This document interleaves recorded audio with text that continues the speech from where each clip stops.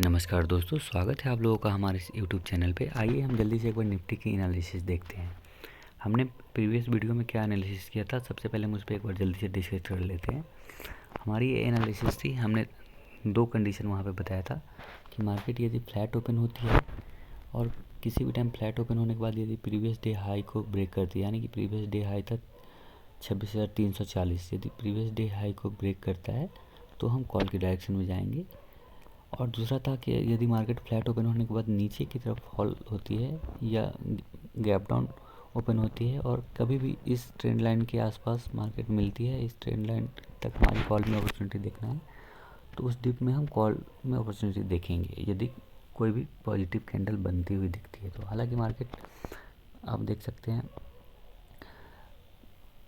Flat open होने के बाद नीचे की तरफ डिप लेती है और 30 मिनट बाद आप देख सकते हैं यहाँ पे वापस एक अच्छी अप मूव बनती है। यहाँ पे हमने बताया था कि जो टारगेट होगा 50 से 100 पॉइंट का होगा।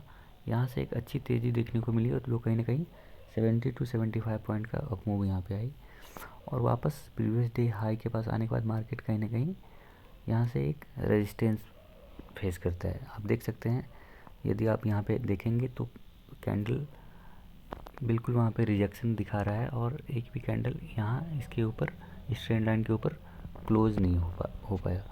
तो आप देख सकते हैं, जैसा कि मैंने डिस्कस भी किया था प्रीवियस वीडियो में, कि आपको क्लोजली चार्ट को मॉनिटर करना पड़ेगा, प्राइस एक्शन को समझना पड़ेगा। तो यहाँ पे कंसोलिडेशन देख रहे हैं आप और उसके बाद आप देख सकते हैं यहाँ पे एक रिजेक्शन देखने को मिला।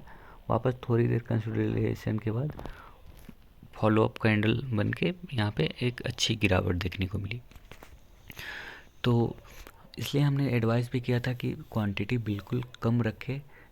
मार्केट जब ऐसे अपने ऑल टाइम हाई पे हो तो वहाँ पे कभी भी इस टाइप के सडन वोलेटिलिटी देखने को मिल जाती है, तो लो पोजीशन साइजिंग वहाँ पे पोजीशन को हैंडल करना बहुत इजी होता है। चलिए अब हम डिस्कस करते हैं कल यानी कि ट्यूसडे को निफ्टी की मूवमेंट कैसी रह सकती है। कल जैसा कि वीकली एक्सपायरी भी है तो हमें बहुत ध्यान रख के ट्रेडिंग करना पड़ेगा। वीकली एक्सपायरी बहुत डिफ़िकल्ट रहता है, स्पेशली यदि मार्केट साइडवेज हो जाए या फिर ट्रेंडिंग हो जाए और यदि आपकी पोजीशन अपोजिट डायरेक्शन में हो और यदि आप स्टॉप लॉस पे एग्जिट नहीं हो रहे हैं तो फिर कहीं ना कहीं वो बहुत ज़्यादा लॉस हमें देकर जाती है। तो बहुत ही ध्यान रखना है कल और क्वांटिटी साइज बिल्कुल छोटी रखें। एक्सपायरी में बहुत ही संभल के ट्रेडिंग करनी होती है।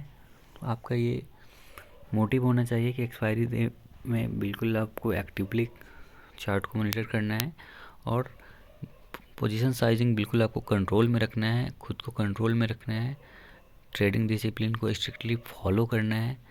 यदि चार्ट पे कुछ समझना है तो ब्लाइंडली कोई भी पोजीशन नहीं बनाना है और बिल्कुल सोच समझ के कोई भी एंट्री लेनी है और स्ट्रिक्ट स्टॉप लॉस आपको फॉलो करनी है। मैं बार बार समझाता हूँ कि मार्केट से फाइट नहीं करनी है। यदि आप यहाँ पे प्रॉफिटेबल हो रहे हो तभी यहाँ पे ट्रेडिंग कंटिन्यू करो।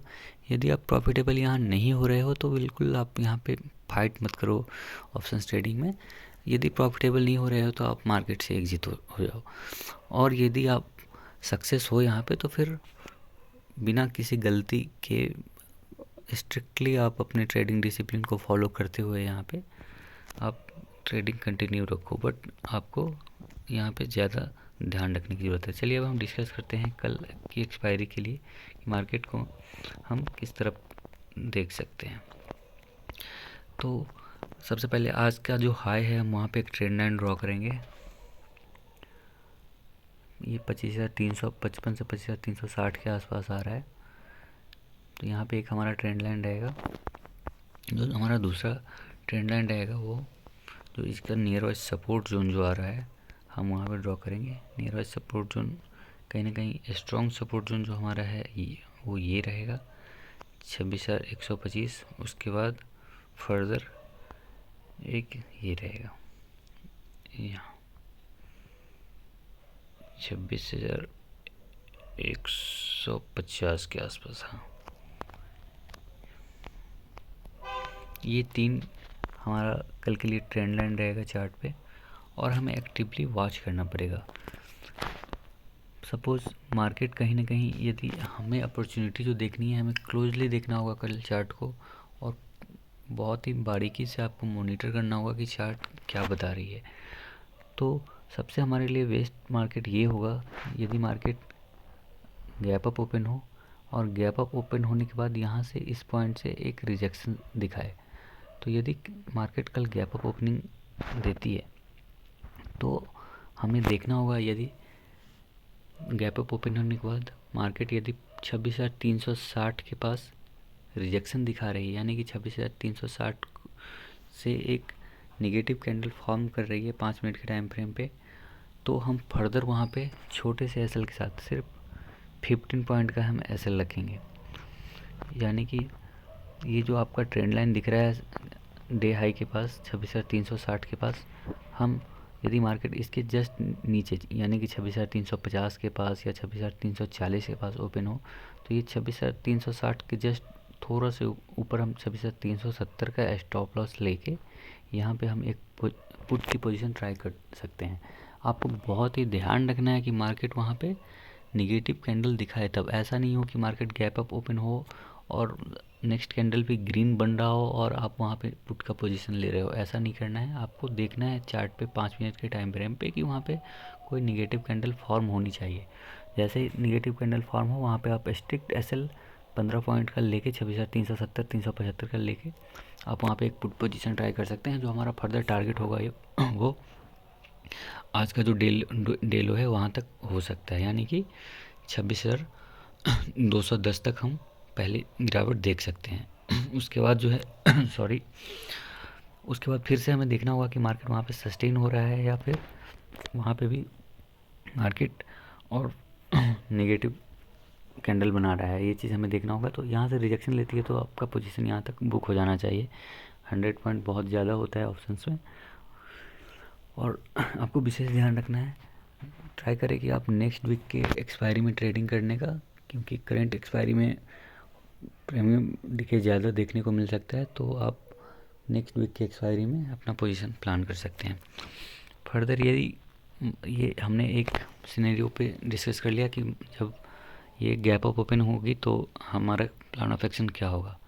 सेकंड वन, यदि मार्केट फ्लैट ओपन होती है तो फ्लैट के केस में हम थोड़ा सा अवॉइड करेंगे मार्केट को, तो कहीं ना कहीं, क्योंकि आप देख सकते हैं आपका नियर बाय एसएल, यदि आप कॉल में तो जा नहीं सकते हो क्योंकि नियर बाय जो सपोर्ट है यहाँ आ रहा है, तो इतना बड़ा आप एसएल ले नहीं सकते। साथ ही पुट में भी हम नहीं जा सकते हैं क्योंकि जब तक ये 26,150 का लेवल नहीं टूटता है तब तक हम पुट में नहीं जा सकते हैं।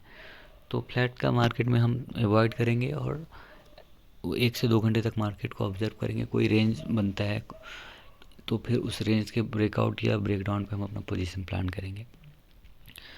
और दूसरा, यदि मार्केट गैप डाउन ओपन होती है और किसी टाइम इस पॉइंट को ब्रेक करती है तो फिर फर्दर हम पुट के डायरेक्शन में जाएंगे। 26,160 के ब्रेक होने पे पहला जो हमारा टारगेट होगा 26,125 का होगा।